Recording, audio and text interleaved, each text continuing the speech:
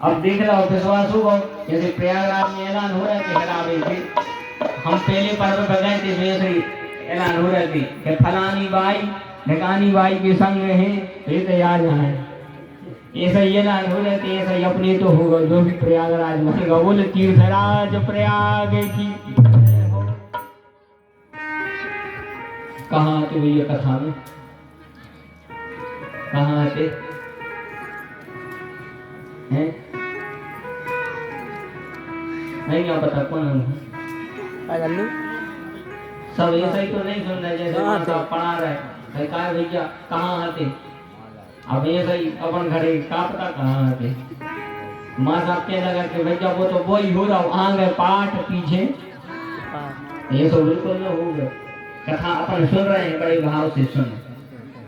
भजन कितना करना चाहिए। तुलसीदास जी कहते हैं एक घड़ी आधी घड़ी आधो में पुण्य। अच्छा एक घड़ी यानी कितना समय, तो एक घड़ी में वैसे तो 24 घंटा हो, एक घड़ी में सबके घड़ी हुई है उसमें कितने घंटा है 24, तो का 24 घंटा भगवान को भजन करने नहीं।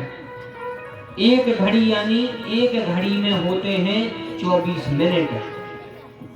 एक घड़ी जो होती है और एक घड़ी 24 मिनटों की होती है, 24 मिनट यानी एक घड़ी। तो तुलसीदास जी कह रहे हैं कितना भजन करो, एक घड़ी यानी 24 घंटों में 24 मिनट भजन करो। अच्छा तुलसीदास जी जानते कि कलयुग के आदमी वे बेसुनी होंगे, तो 24 के भी आधे कर ले, तो एक घड़ी फिर आधी घड़ी। अच्छा 24 के आधे, 24 के आधे 12, हिसाब लगा जाइए, हमें गलत कमजोर है। 24 के आधे 12, तो एक घड़ी यानी कितना भजन 24 मिनट, और एक से कर दो आधो 12 मिनट। 12 मिनट भगवान को भजन करो जितना भी समय मिले, लेकिन 12 से कम तो बिल्कुल नहीं। 12 मिनट तो बैठो ही आधी घड़ी। अच्छा जो ज्यादा व्यस्त है, अब कहने लगा महाराज हमें नहीं है बिल्कुल पानी पीवे की फुर्सत, और जो कोई इतनी फुर्सत भी नहीं आया जी, तो फिर वो कुंवर तुलसीदास जी ने कम कर दो, एक घड़ी आधी घड़ी आधो में पुण्य आध। अच्छा 12 के आधे, 12 के आगे 12 के हुए आधे 6, कम से कम 6 मिनट भगवान को भजन कर ले। और जोन से पर 6 मिनट भगवान को भजन नहीं हो रहा तो विश्वास मानी वो पे कछु नहीं हो रहा। बोलो वृंदावन में हरिलाल जय नहीं हो रहा अपन का कछु। यदि 6 मिनट भगवान को भजन नहीं करो तो क्या करो फिर अपन। इसे जितना समय मिले कम से कम 6 मिनट में भगवान को नाम ही ले जाए, और नाम ही भगवान को ऐसा है कलयुग केवल नाम आधारा।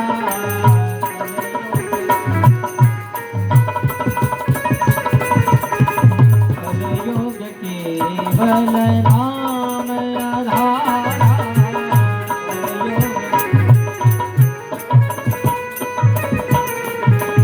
सुमेरे सुमेरे नर उतरा ही बारा, सुमेरे सुमेरे नर उतरा ही बारा। कलयुग केवल नाम आधारा, केवल नाम आधारा, नाम आधारा। कलयुग केवल नाम, कलयुग में तो नाम को वो महत्व है। जो दूसरे युग में त्रेता युग में जो फल यज्ञ करने से मिलता था, द्वापर में जो फल पूजा करने से मिला, तो कल युग में वो नाम लेने से मिल रहा।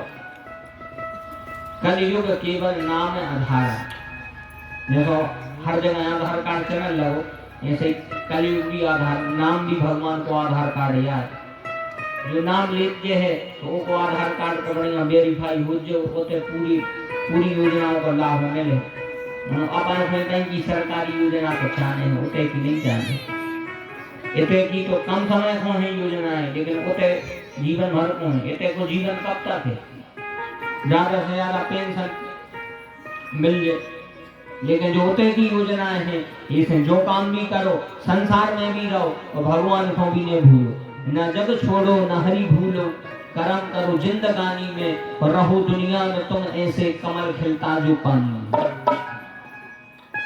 ऐसे रहो जैसे कमल कीचड़ जो है, कीचड़ में कमल खिलता है, ऐसे रहो।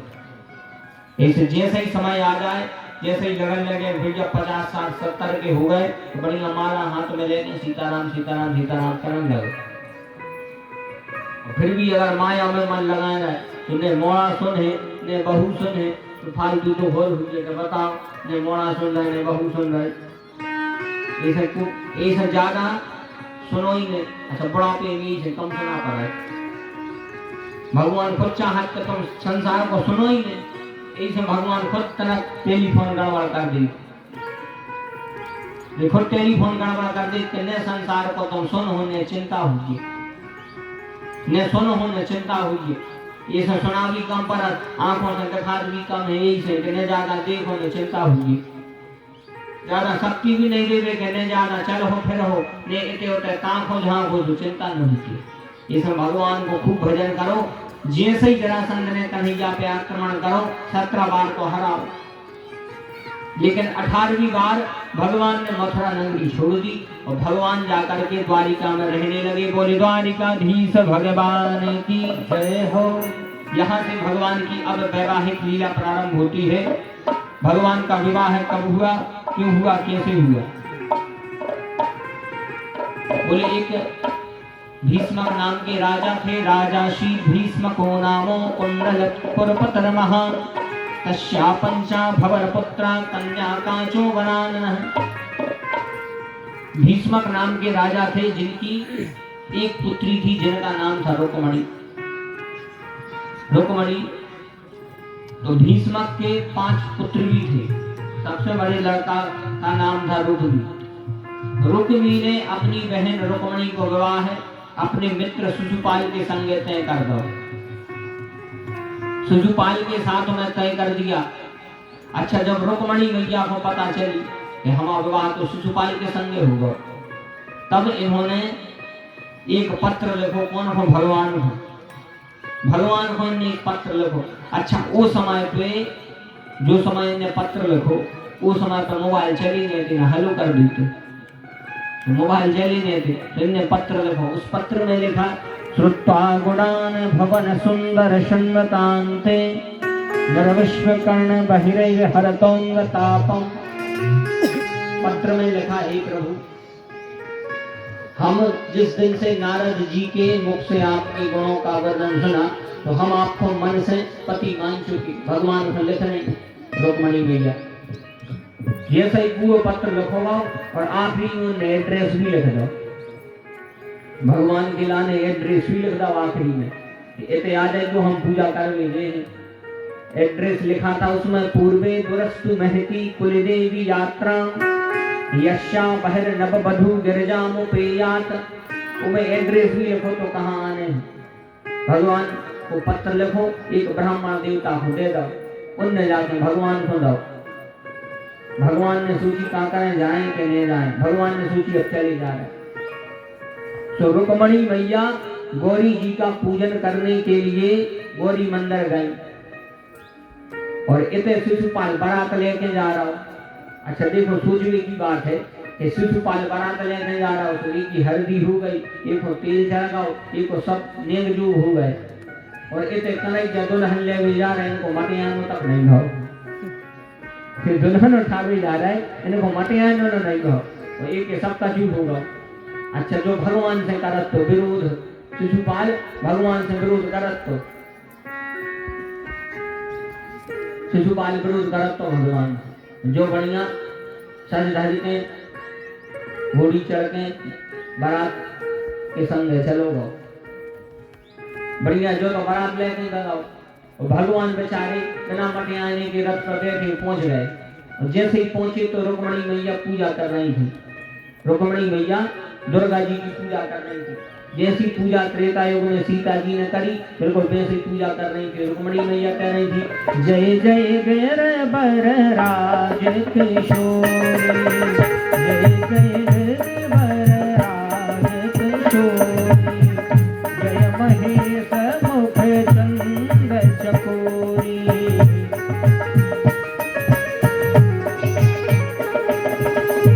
जय गजबदन शरणा माता,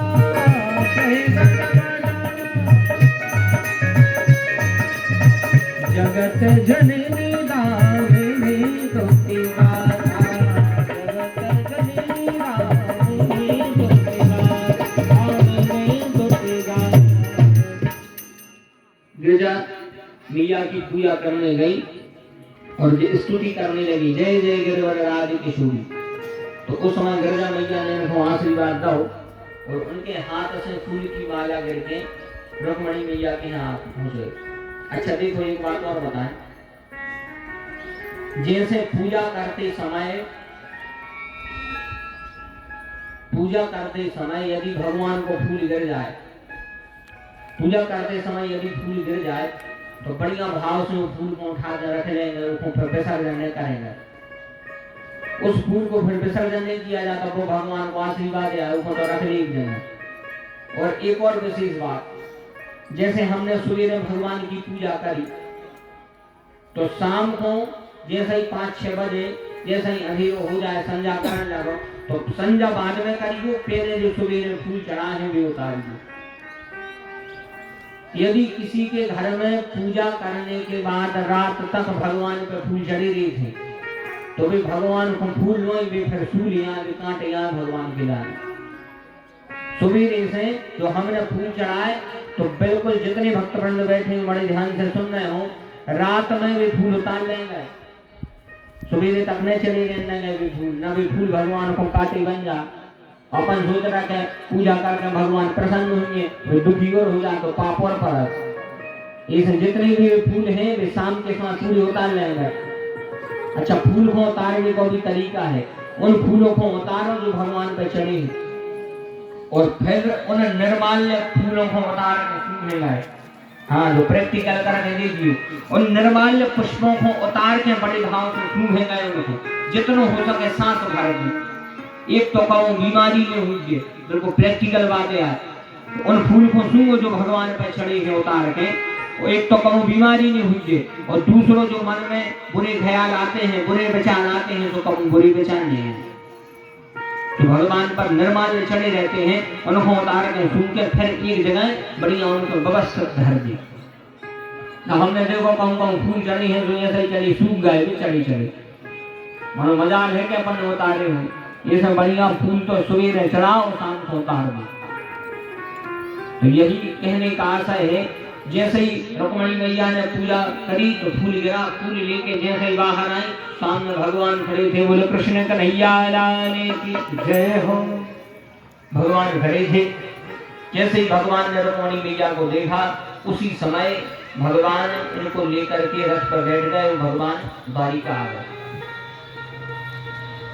जैसे ही भगवान इनको लेकर के द्वारिका आए तो बड़े वैदिक विधि के साथ में इनका विवाह संपन्न हुआ। बड़े भाव से सब जने भाव बने कि हम भगवान की बारात में शामिल हो रहे। 1 मिनट के लाने हरे बास मंडप छाए, रुक्मिणी व्याहन कृष्ण आए। हरे बास मंडप छाए, रुक्मिणी व्याहन कृष्ण आए। हरे बास मंडप छाए, रुक्मिणी व्याहन कृष्ण आए। हरे बास मंडप छाए, रुक्मिणी व्याहन कृष्ण आए। जब रुक्मिणी की परत भवरिया, जब रुक्मिणी की परत भवरिया, देव फूल तब बरसाए। रुक्मिणी व्याहन कृष्ण आए, देव फूल वहाँ बरसाए। रुक्मिणी व्याहन कृष्ण आए। हरे बांस मंडप छाए, रुक्मिणी व्याहन कृष्ण आए। हरे बांस मंडप छाए, रुक्मिणी व्याहन कृष्ण आए। रुक्मिणी व्याहन कृष्ण आए। बोली रुक्मिणी नाथ भगवान की जय हो, कृष्ण कन्हैया लाल की जय हो। जय हो भैया, तरह जोर से नहीं बोली। का शिशुपाल की पार्टी पे बैठे हो, सब जने कन्हैया की तरफ से आओ, बरातिया आओ, बड़े जोर से बोलो। अब आप लोगों की भी गलती नहीं है, मन में सोच रहे कि और हमारा बरातिया बना जो पंगा तो मिली नहीं है, बिल्कुल चिंता नहीं करो, अपना अच्छो भंडार लगा देंगे खूब बेटा पंगा। तो बोलो रुक्मणी नाथ भगवान की। भगवान का प्रथम विवाह है रुक्मणी मैया के साथ में। ऐसे ही भगवान के 8 विवाह है प्रमुख। अच्छा देखो, समय अभाव थोड़ा कम है, ऐसे भंडारा भी अभी होना है तो हम ज़्यादा समय नहीं लेंगे, मुश्किल से 20 मिनट और तो आगे का भी कार्य थोड़े से देखने से हम बिल्कुल संक्षेप में कथा सुना रहे हैं। अब कब आगे मौका मिले तो आपको बड़े विस्तार से पूरी कथाएं सुने। तो सबसे पहला विवाह है भगवान का रुक्मणी जी के साथ में। दूसरा विवाह है भगवान का सत्यभामा जी के साथ में। तीसरा विवाह भगवान का जाम्बती जी के साथ में। चौथा विवाह भगवान का मित्रवृंदा के साथ में। पांचवा विवाह भगवान का भद्रा जी के साथ में। छठवा विवाह भगवान का लक्ष्मणा जी के साथ में। सातवां विवाह भगवान का सत्या जी के साथ में। और 8वां विवाह भगवान का कालिंदी के साथ में।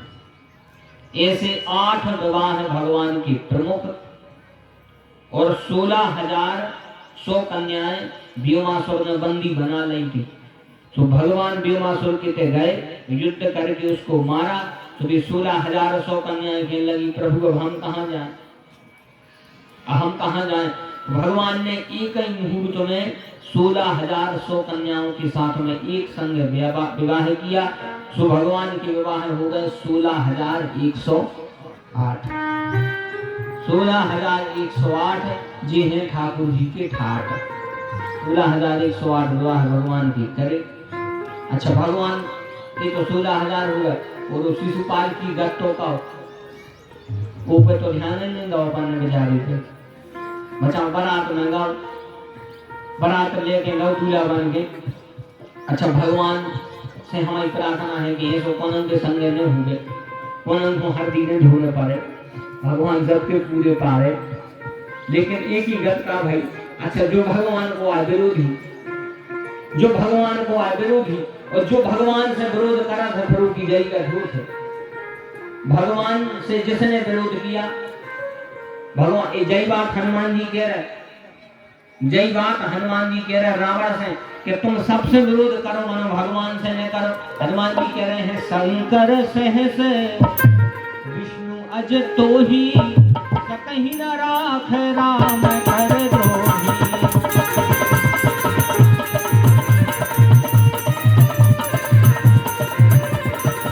शंकर सहस विष्णु अज तो ही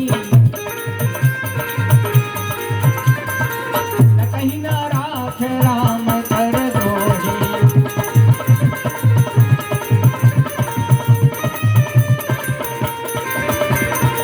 कहीं न राख राम कर द्रोही, कहीं न राख राम कर। शंकर सहस विष्णु अज तो ही। अच्छा, भगवान से जो विरोध कर लिए फिर वो कहूँ नहीं जा सकते, पूरी दुनिया भगवान है उनकी।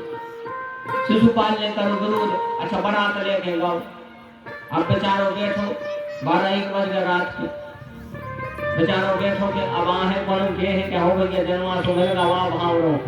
अब बेचारो बैठो कन्या में खवास आ गया। तो सेन साहब पहुंची, सेन साहब कहने लगे राजकुमार राजकुमार। राजकुमार कहने लगे हाँ। तो सेन साहब कहने लगे चल वो हो गए चल वो। राजकुमार कहने लगे कहाँ घूम भाव रे पड़वी घूम। सेन साहब कहते नहीं घर भगती घूम। बोले का ब्याह नहीं हो रहा। सेन साहब से बोले का ब्याह। सेन साहब कहते वो तो होगा। बोले कौन के संग है। बोले दुल्हन ले गए द्वारिकाधीश, अभी तो भी ले गए। और शिशुपाल के लगे और जो हरदी चढ़ी ये को का। सेन साहब कहते कौन नरवा पर है लेगा तो देख ली तो ढोली क्यों, कौन नरवा पर है तो ढोली क्यों। अच्छा देखो, पहले के समय में मारुति चली नहीं थी। आज जो कारें चल गई हैं 4 व्हीलर, पहले के समय चली नहीं थी। तो पहले के समय में चली नहीं थी। तो जब विदाई होती सो डोली में ले जाते माए 200 का हाथ। तो हमें तो पता नहीं है, अपन ने तो एक कार है देखी है। बोल 4 जने बढ़िया लगाते हो वो ले जाते।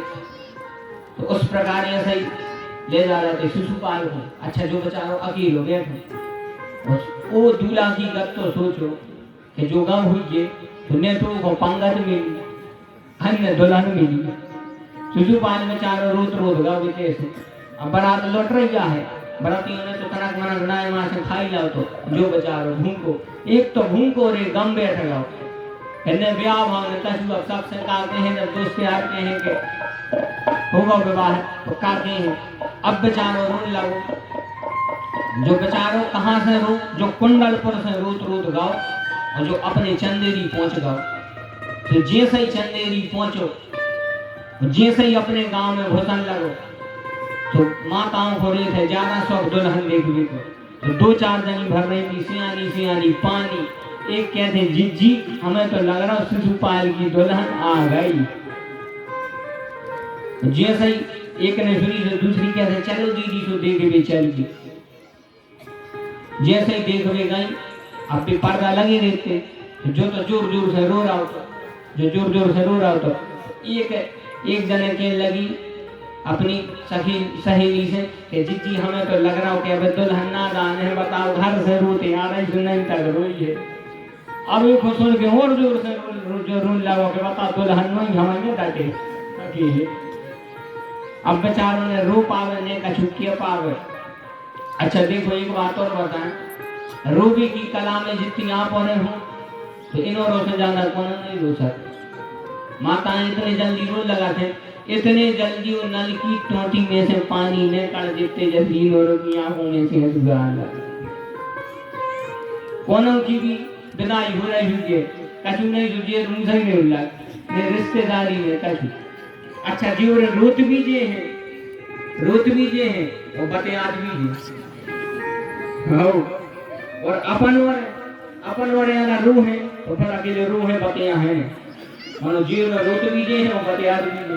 जैसे मोड़ी की विदाई करी, अब रो रही है क्या कर है कैसे हो के सब, और बगल वाले से केस जा रहे हैं छुआ के जूता उठा दे। कहने को मतलब कि रोत भी जे हैं और बते आदमी जे हैं। अच्छा जय शिशुपाल की हो रहे बेचारो अब अकेले रो रहा है, बते आ नहीं पा रहा। अच्छा क्या पा नहीं रहा है कि हम यहाँ अकेले ब्याह नहीं हुआ। और जैसे ही जो अपने घर पहुंचो, अरे बढ़िया इसकी बहनें मेरे को प्रसन्न हो गई कि अरे भाभी आ गई, भाभी आ गई, भौजी आ गई। अब तो जोर रोने लगो, इतना रो तो के आंखों में लगाए तो काजल सुबह काजल सुबह पहुंचत पूरा फैल गया मुंह पे।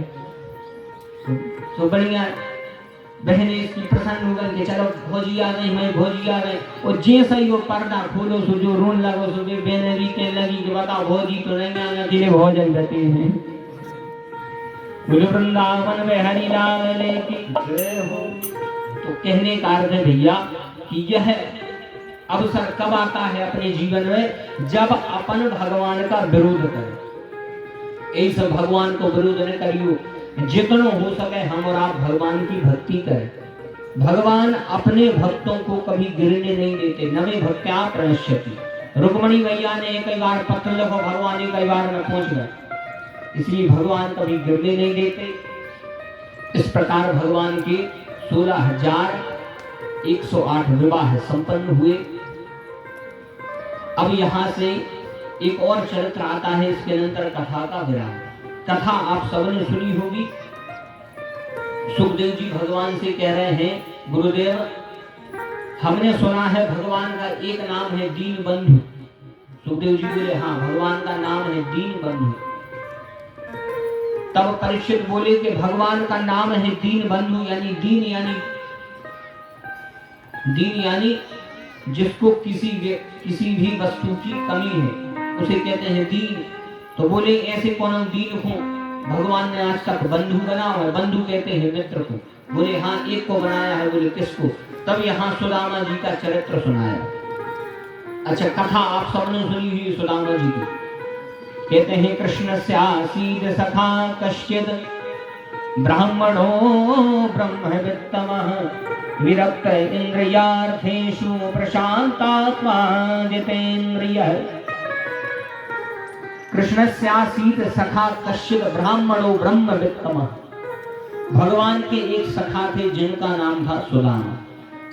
अच्छा एक बात और बताएं, भागवत जी में सुदामा जी का नाम स्पष्ट नहीं लिखा। भागवत जी में सुदामा जी को नाम नहीं लिखो कि भगवान के मित्र थे उनका नाम था सुदामा, ये सो नहीं लिखो। भागवत जी में केवल इतना लिखा है कृष्ण स्यासीद सखा कश्चिद ब्राह्मणो ब्रह्मवित्तमः। सुदामा जी परम विरक्त थे, परम वैष्णव थे, और सुदामा जी का चरित्र धन्य है। सुदामा जी का चरित्र वो तो आजकल थोड़ो सो फैशन के नाम पे कथाएं बिगड़ गई। मन सुदामा जी को तो चरित्र ऐसो है कि बिना रोए सुदामा जी का चरित्र नहीं हो सकता। आजकल फैशन के नाम पे कथाएं बिगड़ जा रही। आजकल वक्ताओं ने क्या किया है कि सुदामा जी को जो मेरा कथा होने लगा थे, एक लड़का को कृष्ण बना दे हैं और एक जनों को बना दे हैं सुदामा। सुदामा कृष्ण बना दिया तो सुदामा बाल्टी लेकर पूरे श्रोताओं में फिर रहा, भीख मांगा। भागवत में कहाँ लिखो है कि सुदामा जी ने भीख मांगी, हमें बता देंगे कोई। भागवत में कहाँ लिखो है कि सुदामा जी गरीब थे। एक वो भजन भी है कि अरे द्वारपालो कन्हैया से कह दो कि दर पे सुदामा गरीब आ गया है। कहाँ लिखो सुदामा जी गरीब थे? बिल्कुल गरीब नहीं थे सुदामा। सुदामा जी बिल्कुल गरीब नहीं थे। अच्छा गरीब कौन है? गरीब कहते किसे है? गरीब कहते किसे है? बोले गरीब का उसे कहते हैं जो उनके तो धन नहीं है, जो उनके तो खावे नहीं है, वो गरीब या बिल्कुल नहीं। गरीब उसे कहते हैं जिसके यहाँ होते हुए भी उसके मन में संतुष्टि नहीं हुए, वही सबसे बड़ा गरीब है। ये सब कुछ है लेकिन उनके जीवन में संतुष्टि नहीं है। और सबसे बड़ा धन है संतोष। कहते हैं गौधन गज धन बाज धन और रतन धन खान, और जब आवे संतोष धन सब धन धूरी समान। सबसे बड़ा धन है संतुष्टि। संतुष्टि से बड़ा कोई धन नहीं है। और सबसे बड़ा जो धन संतुष्टि है कोई सुदामा जी के पास में था। अपन को यदि भगवान तनक सो दुख दे देंगे तो बिल्कुल अपने ऊपर लेके देखियो जावा। यदि थोड़ा सा भगवान अपन को दुख दे देंगे तो अपन यदि महीना भर भगवान की पूजा करने जा रहे और एक दिन यदि उन्हें अपने मन की न करी, अपन पूजा कर छोड़ दें। अगर अपन भगवान को व्रत रख रहे, भगवान को उपास कर रहे और यदि मन की पूरी न भई तो अपन वो उपास छोड़ दें। अपन भगवान की इतनी शिकायत कर ली, लेकिन सुदामा जी ने भगवान से आज तक शिकायत नहीं करी कि हमें गरीबी क्यों दी। आज तक शिकायत नहीं करी कि हमें क्यों गरीबी दी। सुदामा जी जानते हैं कि भगवान ने हमें जैसो बनाया है तो भगवान ने हमारी व्यवस्था जरूर बनाई हुई है। आज तक शिकायत नहीं करी। जब तक सुदामा जी रहे आज तक शिकायत नहीं करी, जब तक ये दरिद्र रहे। और हम लोग कह देते हैं सुदामा जी गरीब है, बिल्कुल गरीब। अच्छा भगवान ने चरण धोए सुदामा जी के। भगवान ने सुदामा जी को अपनी आसन दी है, अपनो पद दो है। भगवान ने अपनो सिंहासन पर बैठारो है और सिंहासन पर बैठा के भगवान जो उनके पांव धो दी में का वो गरीब रह सका? क्या वो गरीब हो सकता है? बिल्कुल गरीब नहीं थे सुदामा जी। कृष्ण स्यासीद सखा कश्चिद ब्राह्मणो ब्रह्मवित्तमः। ये परम विरक्त थे, भगवान के इतने भक्त थे, आज तक कभी शिकायत नहीं करी। एक दिन की बात है कि जब इनके यहाँ संतानें हो गए और जब भी बाल बच्चे रोने लगे, अपनी माँ से कहते माँ कि अपने यहाँ खीर कब बनेगी, अपने यहाँ पूरी कब बनेगी।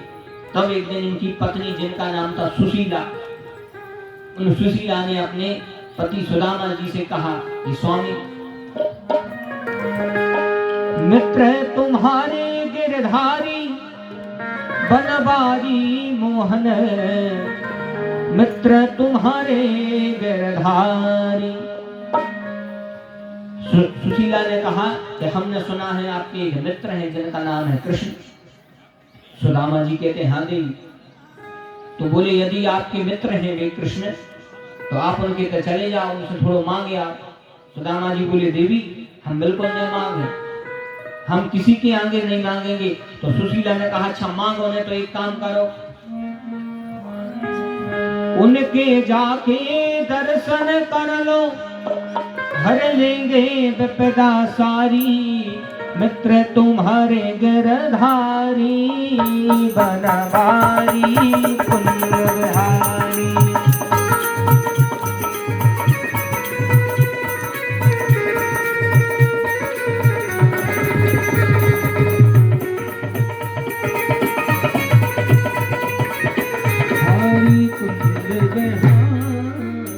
और हमारे इस कथा के मध्य क्षत्रिय समाज के अध्यक्ष हमारे सम्मानीय श्री राहुल चौरा सिंह जी पधारे हैं। बड़े भाव से करतल ध्वनि के साथ उनका स्वागत करें। बोलिए वृंदावन बिहारी लाल की जय हो, कृष्ण कन्हैया लाल की जय हो।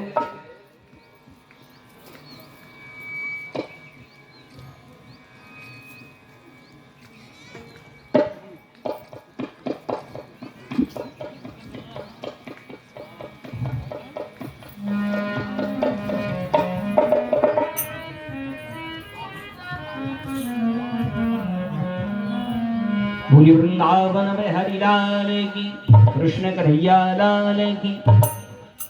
जैसे ही सुशीला ने कहा सुदामा जी गए। अच्छा, सुशीला ने कहा रुको एक मिनट। बोले ऐसे न जाओ। बोले फिर? बोले अगर मित्र के जाओ, गुरु के जाओ, भगवान के जाओ तो खाली हाथ नहीं जाया जाता। बोले फिर? बोले कुछ द्रव्य भेंट लेके जाते हैं।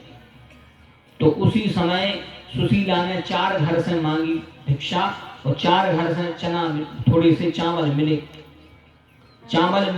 इनने थोड़े से कंदे चावल रख दे एक पोटली में फटी। सुदामा जी को रखे, सुदामा जी वह लेके गए और जैसे ही द्वारिका पहुंचे, द्वारिका के द्वारपाल से कहते हैं कि तुम्हारे राजा से कह दो कि मित्र आए हैं,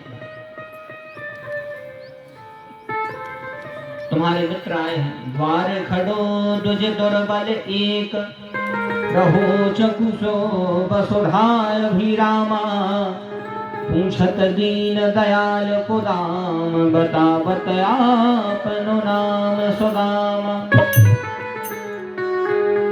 और जैसे ही भगवान ने सुना नाम सुदामा सुनो कृष्ण तब, जैसे ही सुदामा जी का नाम सुना भगवान ऐसे विह्वल हो गए। कहीं पट गिरो कहूं पीतांबर, मित्र मित्र कहलाए। भगवान दौड़ के गए, सुदामा जी के हृदय से लग गए। सुदामा जी को हृदय से लगा के भगवान महल में आए। भगवान ने सोची कि इनके चरण धुलाने हैं, तो भगवान चरण कैसे धुला रहे? ऐसे बेहाल बेबायन सो पग, कंटक जाल लगे पुनि जोए, आए महा दुख पाए सखा, तुम आए ते नाक ते दिन खोए।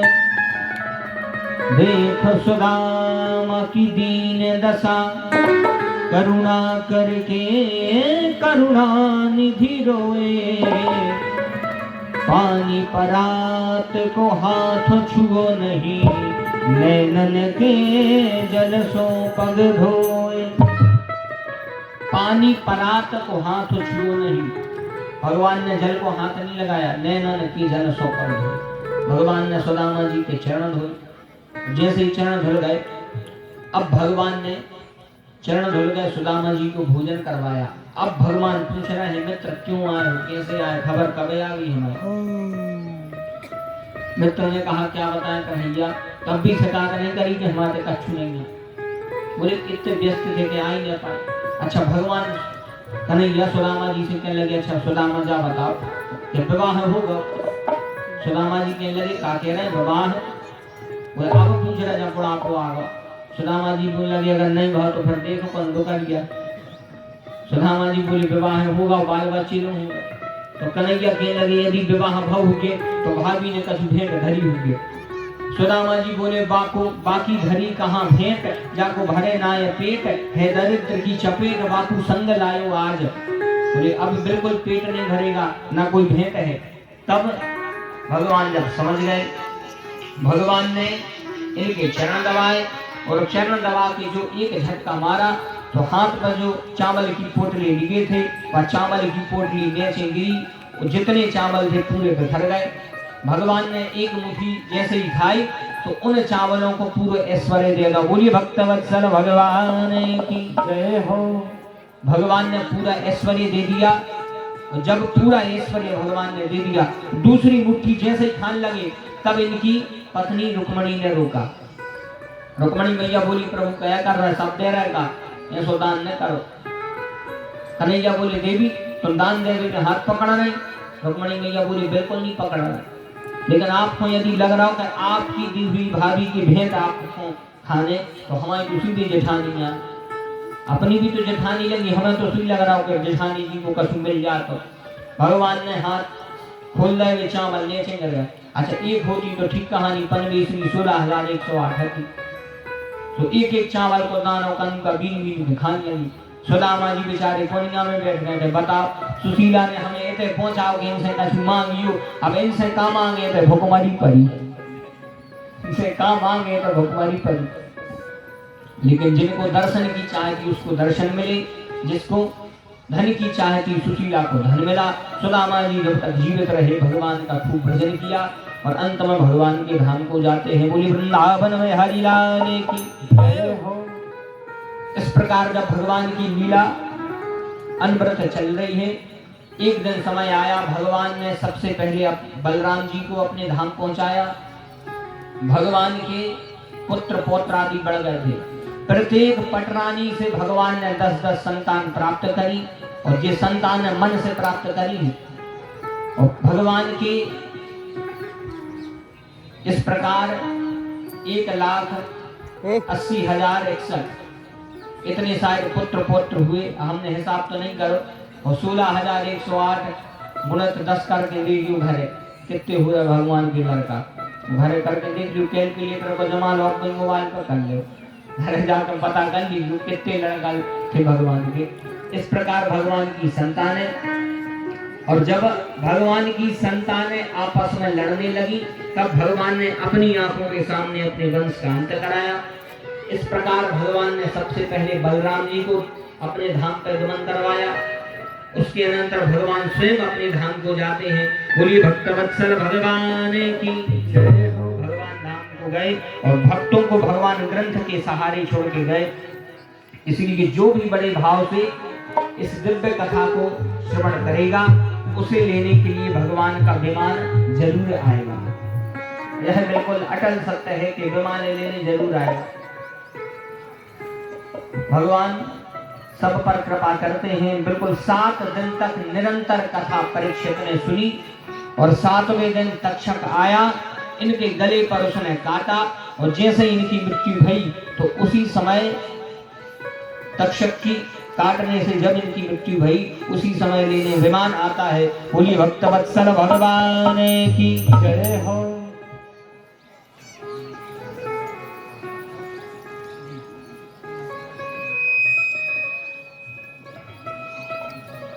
हाँ, हमारे बाबा जी की तरफ से भैया अनुरोध है सबसे, समस्त हमारी माताओं से, समस्त बहनों से, समस्त जितने भक्त वृंद हैं, बिना प्रसादी पाए भैया कोई नहीं जे है, सब जन प्रसादी पाके जे है। समस्त माताओं से निवेदन है कि प्रसादी पा करके ही जाएंगे। बस 10 मिनट की बात है, कथा का विराम हो ही रहा है। बढ़िया आरती प्रसाद के पश्चात सब बड़े भाव से प्रसादी पाएं, इसके बाद ही जाएं। 7 दिन तक जो हम सब ने बढ़िया, आप सब ने जो यज्ञ में योगदान किया है, कथा श्रवण की है, तो सब लोग बढ़िया प्रसादी पाके जाएंगे। बोली वृंदावन में हरि लाल की जय हो।